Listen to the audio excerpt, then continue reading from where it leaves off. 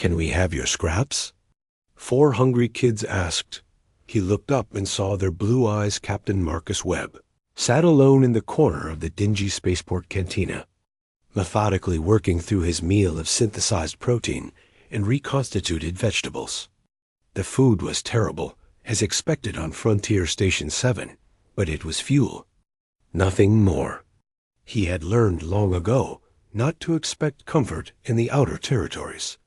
The station orbited a dying red dwarf, serving as a last outpost before the truly lawless regions of space. Here, dozens of species mingled in uneasy commerce. The towering Vryn with their chitinous armor, the gaseous helm who communicated through color changes in their containment suits, and countless others.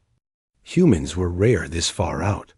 Marcus was often the only one of his kind for weeks at a time. He was halfway through his meal when he sensed them.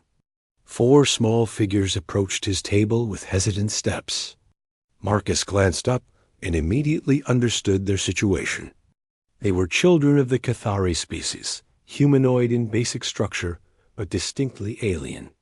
Their skin held a faint blue tint under the harsh lighting, and their oversized eyes gleamed with that particular shade of cerulean that marked their people. Those eyes now stared at his half-eaten meal with unmistakable hunger. The eldest, a girl who might have been 10 in human years, spoke first. Her voice was thin, weakened by malnutrition. "Sir, please, can we have your scraps?" Marcus set down his utensil and studied them more carefully. Their clothes were little more than rags, patched and repatched. Their thin limbs spoke of chronic starvation. The youngest, a boy barely old enough to walk, clung to the eldest girl's leg, too weak even to speak. "Where are your parents?" Marcus asked. His voice measured. The girl's expression flickered with old pain. "Gone, 3 cycles ago. Sickness took them." Marcus nodded slowly. He had seen this story play out across a dozen worlds. The Cathari had once been a prosperous species, their homeworld rich in resources. Then the Dominion had come, as they always did, stripping planets bare and leaving the native populations to fend for themselves. The Cathari who survived were scattered across the frontier, refugees without protection or prospects.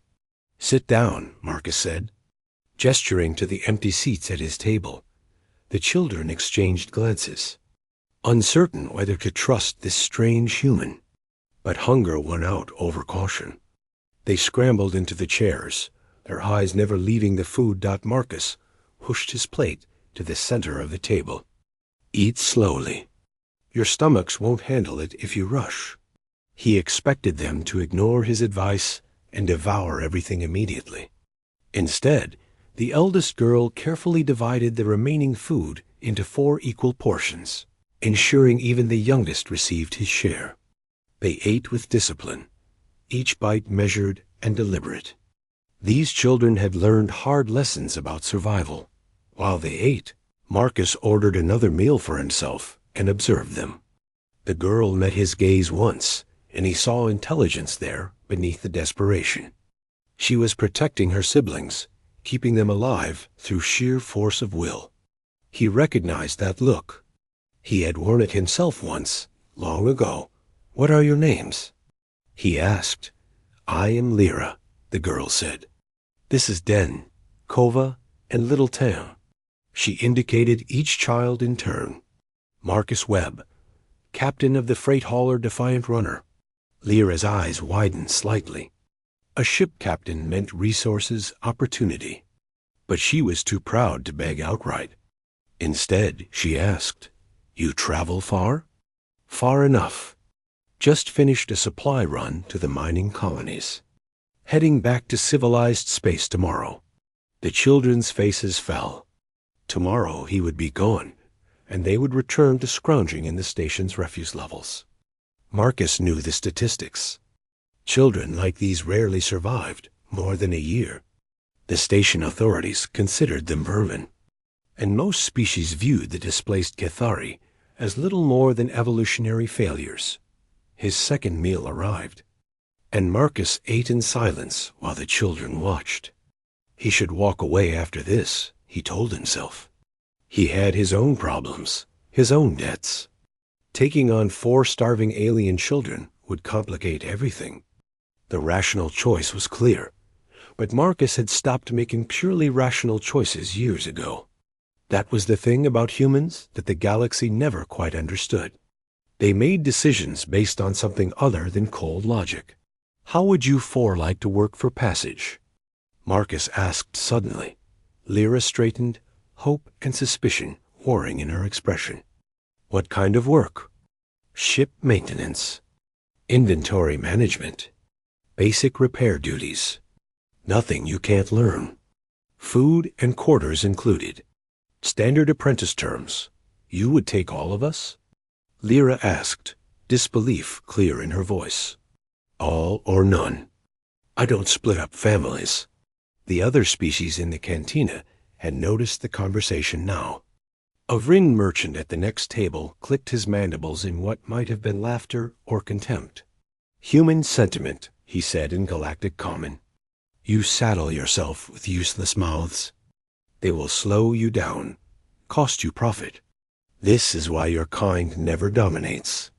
Marcus turned to face the Vryn, his expression neutral. Maybe, but we're still here. The Vryn's compound eyes glittered. For now, the galaxy has little patience for weakness. Then it's fortunate, Marcus replied evenly, that taking care of your own isn't weakness where I come from. It's baseline decency. He stood and dropped payment for both meals on the table, then looked down at the 4 children. Well, you coming or not? Lyra gathered her siblings with swift efficiency, as if afraid Marcus might change his mind. They followed him through the station's corridors, drawing stares from every species they passed. A human traveling with Cathari refugees.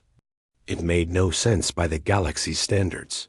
The Defiant Runner was small as freight haulers went, but it was clean and well maintained. Marcus led the children aboard and showed them to the crew quarters. 4 bunks currently empty. 4 lockers for personal belongings. Shower first, Marcus instructed. There are clean clothes in the lockers. Might be too big, but they'll do. Then sleep. We discuss duties tomorrow, after departure. Lyra hesitated at the door. Why? She asked simply. Marcus considered the question. Why indeed?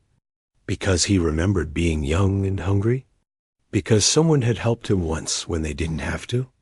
Because the galaxy was full of species that measured worth purely in utility, and humans had never been good at that calculation. Because you asked, he said finally, and because I could help. That's reason enough. That night, Marcus sat in the cockpit reviewing supply manifests and trying not to think about how his margins just got thinner. 4 more mouths to feed, 4 bodies taking up space that could have been used for cargo. By any logical standard, he had made a poor business decision. But when he checked the crew quarters before sleep and saw 4 children resting peacefully for perhaps the first time in months, their bellies full and their bodies clean, he felt no regret.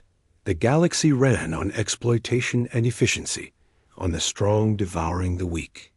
Most species accepted this as natural law. They looked at humanity's tendency to help the helpless, to save the lost, and saw foolishness. They saw a species that would inevitably be outcompeted and forgotten. They never understood that this was precisely what made humans dangerous. Not their weapons or their ships or their technology, but their stubborn refusal to accept the galaxy's terms. Their insistence that some things mattered more than profit or survival. That a question asked by hungry children with blue eyes demanded an answer, regardless of what the spreadsheet said. In the morning, the Defiant Runner departed Frontier Station 7 with 4 new crew members. They were small and untrained, still weak from malnutrition. But Lyra proved quick to learn, and even the younger ones showed promise once proper food began restoring their strength.